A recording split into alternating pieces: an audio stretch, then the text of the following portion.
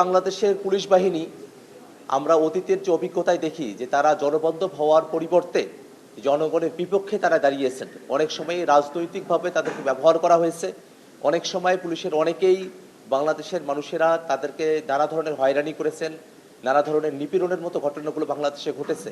এই প্রত্যেকটা জায়গায় যাতে একটা জবাবদিহিতার জায়গা তৈরি হয়, ঠিক এই কারণেই পুলিশের পেশাদারিত্ব দায়বদ্ধতা নিশ্চিত করার লক্ষ্যে এবং একই সাথে পুলিশি সেবাকে জনবান্ধব করে তোলার লক্ষ্যে বাংলাদেশ পুলিশ কমিশন গঠনের ব্যাপারে জাতীয় নাগরিক পার্টি এনসিপি সহ অন্য সকল রাজনৈতিক দল আমরা জাতীয় ঐক্যমত্য কমিশনে একমত হয়েছি।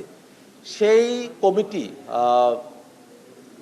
প্রধান যে যারা বিচারপতি থাকবেন, এরকম বিচারপতিদের আপিল বিভাগের একজন অবসরপ্রাপ্ত বিচারপতি, তারপরে এডিশনাল আইজিপির থেকে পদমর্যাদায় উপরে আছেন এরকম কাউকে একজন অবসরপ্রাপ্ত, এবং সরকারি দলের প্রধান অর্থাৎ প্রধানমন্ত্রী তার একজন প্রতিনিধি, বিরোধী দলের প্রধান একজন প্রতিনিধি, স্পিকারের প্রতিনিধি, ডেপুটি স্পিকারের প্রতিনিধি, এবং আমরা দেখেছি যে মানবাধিকার কার্যবলীর সঙ্গে যারা যুক্ত আছেন এরকম একজন মানবাধিকার কর্মী, আইনজীবী অথবা একজন সাবেক বিচারক, তাদেরকে অন্তর্ভুক্ত রেখেই একটা কমিটির কথা বলা হয়েছে। সেই কমিটি কিন্তু পুলিশ বাহিনীর বিরুদ্ধে যদি জনগণের কোনো অভিযোগের জায়গা থাকে সেগুলোকে যেমন বিবেচনা করবে, একই সাথে পুলিশের ইন্টারনাল যে বিষয়গুলো আছে সেই বিষয়গুলোতেও সেখানে অভিযোগ করার সুযোগটা থাকবে। একই সাথে আমরা দেখেছি যে পুলিশ বাহিনীকে যদি কোনো শক্তি বা কোনো কর্তৃপক্ষ বা কোনো রাজনৈতিক দল বা কোনো গ্রুপ তারা যদি তাদেরকে প্রেশার ক্রিয়েট করে, কোনো ধরনের অনৈতিক কাজ করানোর চেষ্টা করে থাকে, সেক্ষেত্রেও সেই পুলিশ সদস্যরা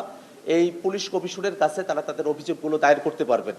এটা যেমন মোটা দাগে বাংলাদেশ পুলিশ কমিশন গঠনের ব্যাপারে আমরা ঐক্যমত্য হয়েছি। এর পাশাপাশি আমরা মনে করি যে বাংলাদেশে যে পুলিশ অ্যাক্ট রয়েছে এবং পিআরবি রয়েছে, এই প্রত্যেকটা জায়গাতেই অনেকগুলো জায়গায় সংশোধনের জায়গা রয়েছে।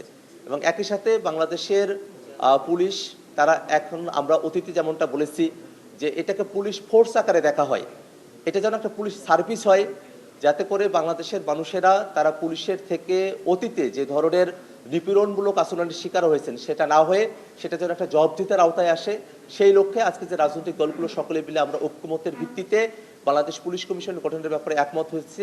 এটাকে আমি একটা ইতিবাচক পরিবর্তন হিসেবে দেখি। এবং এই মুহূর্তে আসলে ঐক্যমত্য কমিশনে আরও অনেকগুলো বিষয় নিয়ে, নারী আসন বা প্রধানমন্ত্রীর মেয়াদ, এই বিষয়গুলো নিয়ে আলোচনা চলছে। আমরা পুরো মিটিংটা শেষ করে আসার পরে বাকি বিষয়গুলো নিয়ে আপনাদের কাছে ব্রিফ করব। অন্তর্বর্তীকালীন সরকারের মাননীয় প্রধান উপদেষ্টা তিনি ডিসেম্বর থেকে জুন পরবর্তীতে এই সময়কালের মধ্যে কোনো একটা সময় নির্বাচন আয়োজন হতে পারে, একটা টাইমলাইন অনেক আগেই বলেছেন। এবং আমরা মনে করি যে এই টাইমলাইনের মধ্যেই বিচার সংস্কার সেগুলোকে দৃশ্যমান পর্যায়ে উন্নীত করা সম্ভব। একই সাথে জুলাই ঘোষণাপত্র, জুলাই সনদকেও সরকারের সদিচ্ছা, রাজনৈতিক দলগুলোর সদিচ্ছার মধ্য দিয়ে সেটাকে বাস্তবায়ন করা সম্ভব।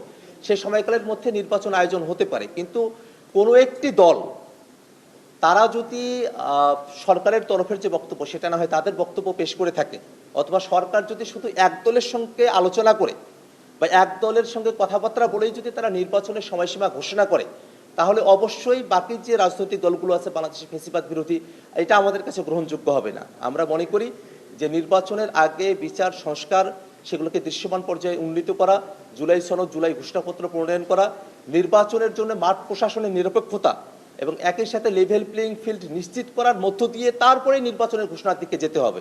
এবং অবশ্যই জুলাই সনদ, জুলাই ঘোষণাপত্র সেগুলো বাস্তবায়িত হওয়ার পরেই নির্বাচনের সুনির্দিষ্ট যে তারিখগুলো আছে সেগুলো ঘোষণা করা যেতে পারে। আমরা নির্বাচন চাই, কিন্তু তার আগে সংস্কার, বিচার, জুলাই সনদ, জুলাই ঘোষণাপত্র সেগুলো বাস্তবায়ন করা হবে, সেটা নিশ্চিত হয়ে তারপরেই আমরা নির্বাচনের দিকে অগ্রসর হতে চাই। সকল রাজনৈতিক দলের সঙ্গে আলাপ আলোচনা না করে নির্বাচনের দিকে সরকার অগ্রসর হয়, সেটা যে গ্রহণযোগ্য হবে না সেটার বলার অবকাশ রাখে না।